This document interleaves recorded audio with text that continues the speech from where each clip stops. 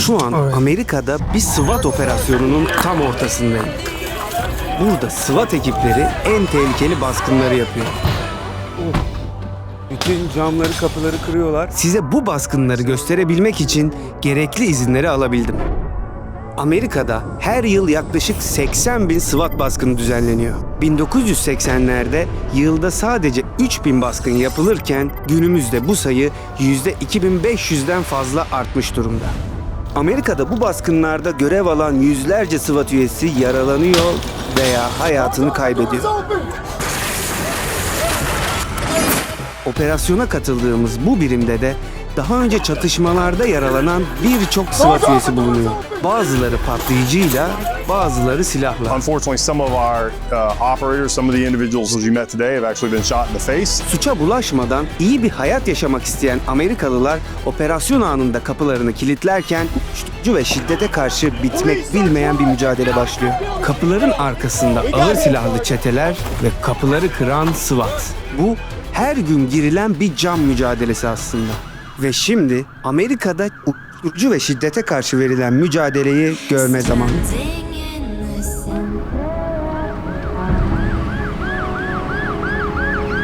Operasyona çıkmadan önce her şeyi son bir kez gözden geçirmek için şimdi de baskın provasına gidiyoruz.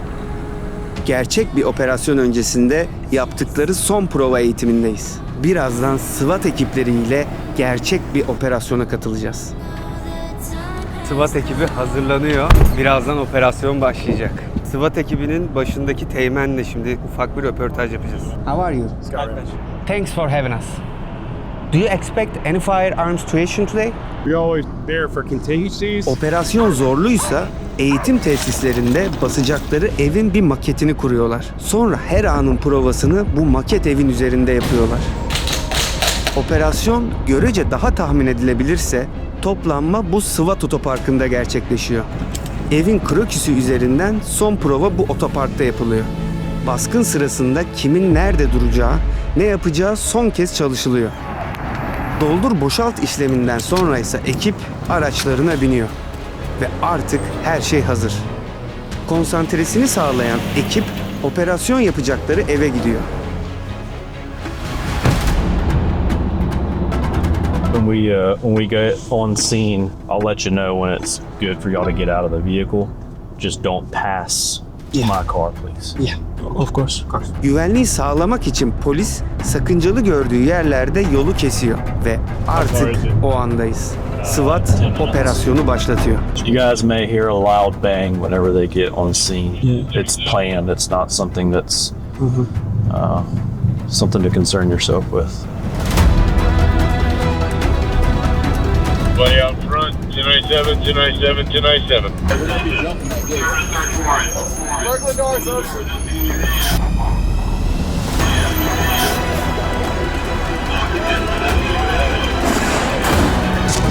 Y'all can get out. Just stay by. All right.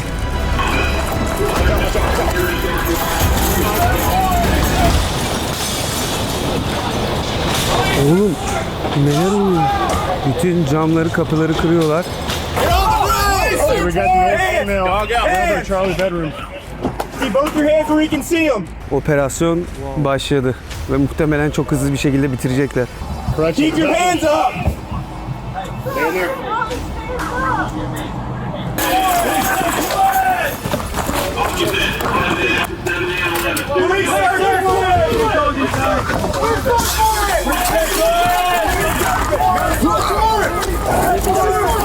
What do you got? What do you got? Slow down.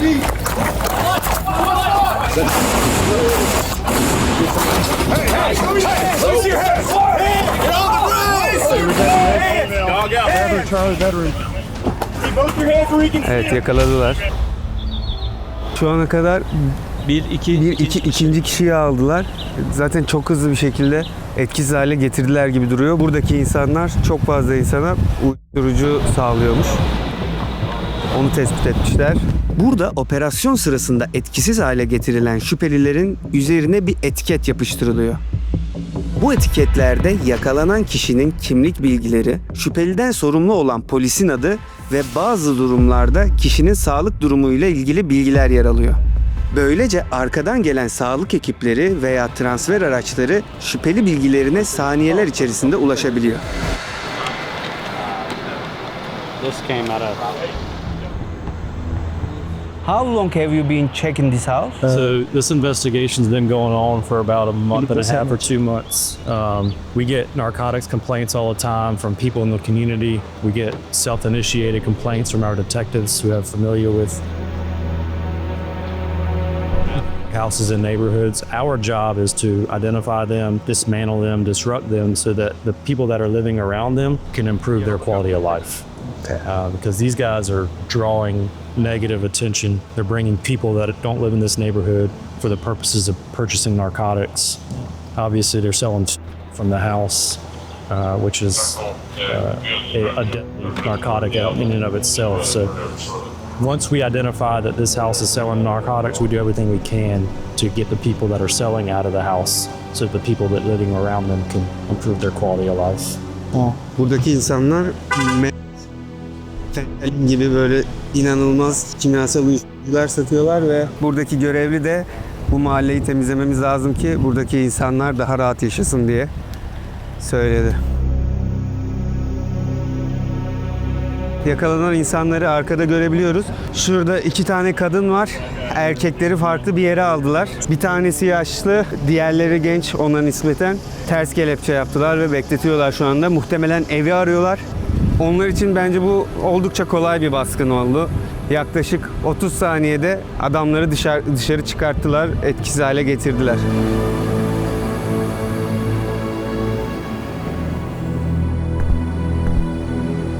For us, it was such an extreme moment. I'm so sure that they were not ready and you finished the operation in under 30 seconds or something like that. Everything was so fast. It was very quick. We definitely plan out the operation. A lot of planning goes into it. As you can see, rehearsals go into it. It's well thought out, well justified legally as well as planned out. And so a lot of time goes into it. It is not taken lightly.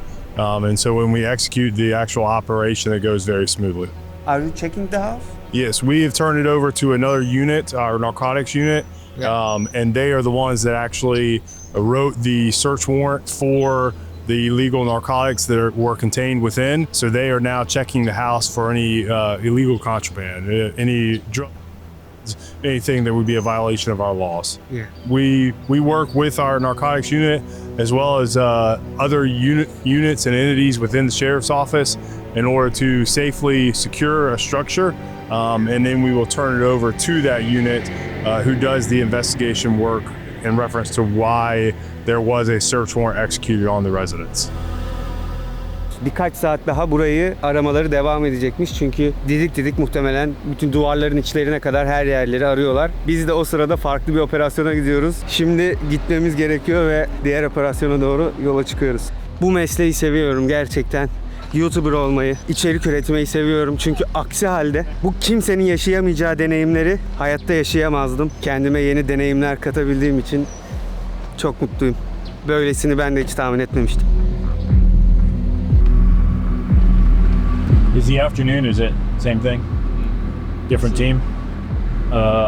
Yes, different narcotics team.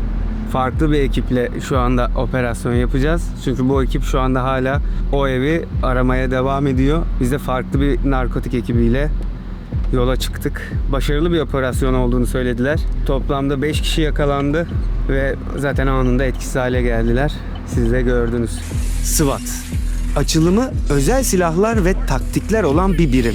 1960'ların sonunda Los Angeles'ta sıradan devriye polislerinin yetersiz kaldığı yüksek riskli olaylara müdahale etmek için kuruldu. Bugün ise Amerika'da yılda 80 binden fazla baskın gerçekleştiriyorlar. Bu Amerika'da günde ortalama 220'den fazla kapının SWAT tarafından kırıldığı anlamına geliyor. SWAT ekiplerinin sahada bu kadar başarılı olması tabii ki bir tesadüf değil. Şu an SWAT ekiplerinin Jacksonville'deki bir eğitim tesisindeyiz. Gördüğünüz alan bir shoot house, yani atış eğitim evi. Ekipler kararlaştırdıkları günlerde buraya gelerek antrenmanlarını yapıyor. Birkaç farklı ekibe bölünen timler evi mümkün olan en kısa sürede şüphelilerden temizlemeye çalışıyor. ileride hayatta kalmalarını sağlayacak kas hafızalarını burada oluşturuyorlar. This is our SWAT JSO research and development building. Next door, we have a workout facility, a small gym for our guys to also be able to complete some physical training in. Şu an aslında birazdan birlikte operasyona çıkacağımız ekibin operasyon öncesi son tatbikatını görüyorsunuz. Eğitimlerinden sonra daha riskli bir operasyon onları bekliyor. Teğmen'e SWAT ekibine katılmanın nasıl bir süreç olduğunu sordu. All right, so in order to try out and become a member of the SWAT team, there is a required amount of time that an officer has to join JSO, go through the initial training program. After about a year, they're able to try out for the team. The tryout process to even make the initial phase is a little over a month long. Eğitimlerini bitiren aktif SWAT üyelerinin de durmadığını, yaşanabilecek farklı senaryolara karşı düzenli tatbikatlar yaptığını öğrendik. They're leaving the truck here, responding to the barricade. They're acting like there's a threat downrange, all the way where the targets are. The dummy is over there. There's a downed officer or victim there. They're going to then carry the victim back to the truck and load him up. He's obviously holding a hostage. It is a limited area that the SWAT operator can actually shoot. They are actually aiming for the target area of the head of the suspect and making sure that obviously they do not strike the victim at all, right? And then this would be another target that they use. Have you been in scenario like that? We have had circumstances both on our SWAT callouts as well as our operational warrants, like you went on the other day. Unfortunately, some of our operators, some of the individuals that you've met today have actually been shot. Several of the individuals you met today have actually been shot in the face and continue to still operate. Yes, we have had warrants where we've had to shoot and engage the suspect and eliminate the threat. How many people are involved in this operation? I'd say anywhere between 40 and 50 people are involved in just today's operation. Can you explain what are you gonna do now? So we're doing a residential search warrant for narcotics. This search warrant that we'll be conducting this afternoon is a separate street level team. This one again has some criteria in which the subjects that are known to operate from this house have a violent criminal history. So that criteria requires us to notify our SWAT team, and they are going to execute the search warrant on the behalf of the narcotics unit. Şu an operasyon öncesi son provadayız. SWAT, Delta Force. Burada genellikle bir kafa karışıklığı oluşmuş. Aralarındaki farkı anlamak için Türkiye'deki karşılıklarına bakmak en doğrusu. Şehir içinde operasyonlar yürüten SWAT timleri bizdeki polis özel harekata benzer bir yapılanmada çalışıyor. Ama konu sınır dışı veya stratejik hedeflerse orduya bağlı Delta Force çıkar. Yani bizdeki Bordo Bereliler gibi. SWAT yerel güvenliği sağlarken Delta Force küresel hedeflere odaklanır. Buna örnek olarak 2026'nın başında Venezuela'da gerçekleştirilen ve Maduro'nun kaçırılmasıyla sonuçlanan operasyon gösterilebilir. Hazırlıklarını yaptılar, bir tane prova aldılar ve gitmeye hazırız. Tonight 7.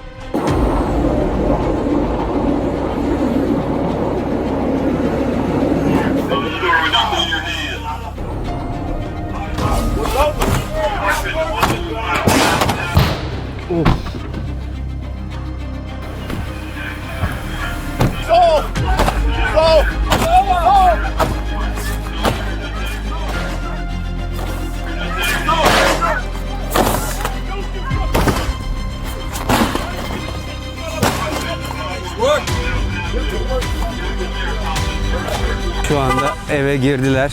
Siz de bir yandan görüyorsunuz zaten şu anda görüntüleri. SWAT ekibi yaklaşık bu sefer 1,5 dakikada olayları bitirdiler ve bakayım, evet, şu anda 2 tutuklu görüyorum bile. Burada görüyorsunuz kapıyı patlatmışlar.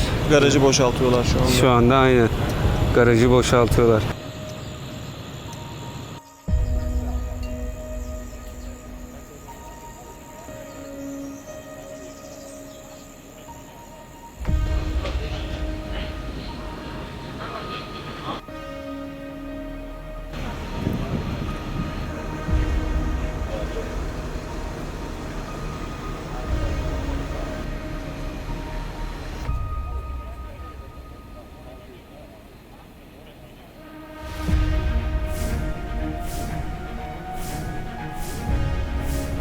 Ben hiç böyle bir şey tahmin etmiyordum buraya gelirken. İnanılmaz. Bu kadar içinde olacağımızı. Adamlar bizi kabul ettiğinde bile buraya kadar, operasyonun içine kadar getireceklerini hiç tahmin etmemiştim. Tam önümüzde oluyor her şey. Yani direkt önünde oluyor yani. Burada SWAT ekiplerinin kapı kırmak için bir eğitim alıp almadıklarını sordum. Baskından çıkıp tesislerdeki uygulama alanına geldik. So this is what we use in order to practice our breaching. Multiple aspects of breaching, right? If we can't get inside the structure, we can't do the work that we need to do. But it allows us to do not only regular door breaching, which we'll do here in just a second, but also window breaching. And then y'all, do you want to actually try? Yeah, why not? Okay. So he'll show you the placement of where you want to go, what you want to do in terms of hitting it. He's going to talk to you also, but be careful as you're swinging it, right? You don't hit your arms or hands on any of this, right? These are a lot harder than your hands and it will hurt if you hit it. Big thing you want to remember when you're hitting with a ram is I want this to be completely flat on the door. So I want to gauge when I come up here, I want to gauge it to where when I swing at the apex of my swing, when I have the most momentum, then I'm hitting this door is completely flat. You see if I'm too far back and I swing and I hit this and I see you flat, it just slides off. Same thing if I'm too close and I swing, it slides off the other way. Okay. So what I want to do is I want to make this as flat, and then I want to try to do everything with my hips and my whole body as opposed to just my arms. Bunda. Süper. Hadi bakalım. Deniyorum. There you go. Good job. SWAT! öldüm. Yani kolay değilmiş. O hani hep filmlerde gördüğümüz olay tekte laps diye kırıyorlar ya. O olay olmuyor arkadaşlar. Öyle bir şey yok. Ben de hani o motivasyonla geldim. Olmuyor. Emin olabilirsiniz. Burada SWAT parkurunu görünce eğitimin nasıl geçtiğini yerinde görmek istedim. Bunun için komutan SWAT ekibine katılmak isteyen 2 öğrenciyi yanımıza çağırdı. Sonra da bu parkurun aslında ne kadar zorlu olduğunu bize uygulamalı olarak gösterdi. Ancak istatistikler acımasız. Bu akademiye başlayanların büyük bir kısmı eğitimi yarıda bırakıyor. Çünkü burada sadece fiziksel güç değil, nabzın 180 olduğu anda bile soğukkanlı kalabilme yeteneği test ediliyor.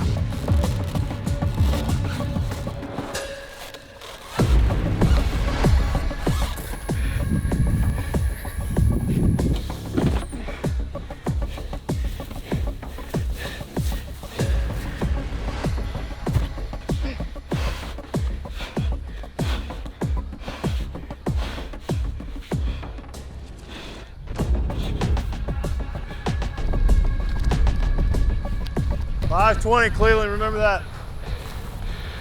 Good job, man. How's it going? Oh, good. Good, perfect. Thank you. Workout. $556.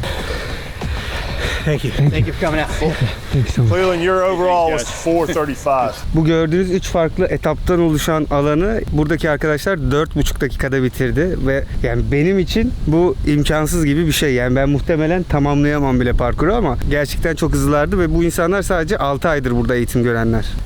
Your turn. I can't. Come on, I can't. come on. Yeah, I told you, I Come on. can't.